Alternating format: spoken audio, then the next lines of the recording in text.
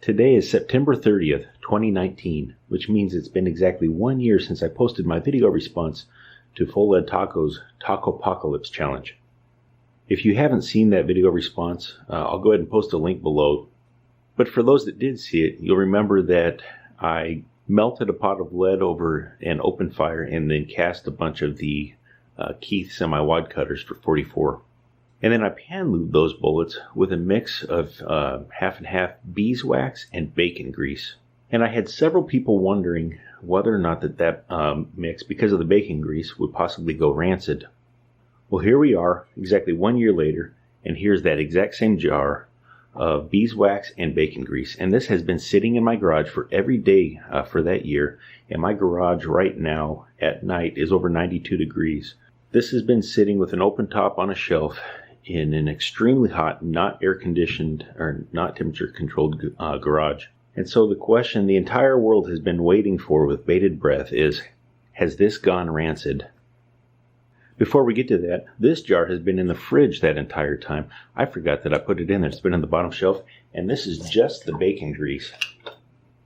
It now has something sticky on the bottom from the fridge, but no, that smells actually quite wonderful. When I went to mix the bacon grease, I boiled it and rendered it, and then I filtered all of the chunks and pieces out, and then I boiled it again. And so this, a year later, sitting in the fridge, that still tastes great.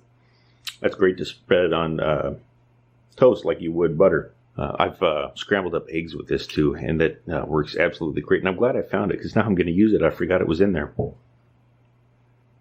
But that's been sitting in the fridge for a year. This has been sitting in the hot garage. And I got to tell you, the beeswax and bacon grease has not spoiled one bit, has not gone rancid. In fact, I would actually taste that if I hadn't pan lubed some lead bullets with it. That's still perfectly good, and it's been sitting, like I say, completely unrefrigerated in a hot garage for a year now. This makes the best smelling bullets you've ever encountered.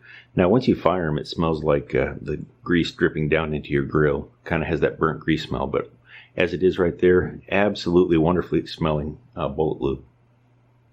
I'm not sure what use I actually have for this now, being I hardly ever pan lube. I normally powder coat. Maybe I'll use it as a case lube for resizing some cases. What do y'all think? This is going to go right back in the fridge because I'm definitely going to be using that some more.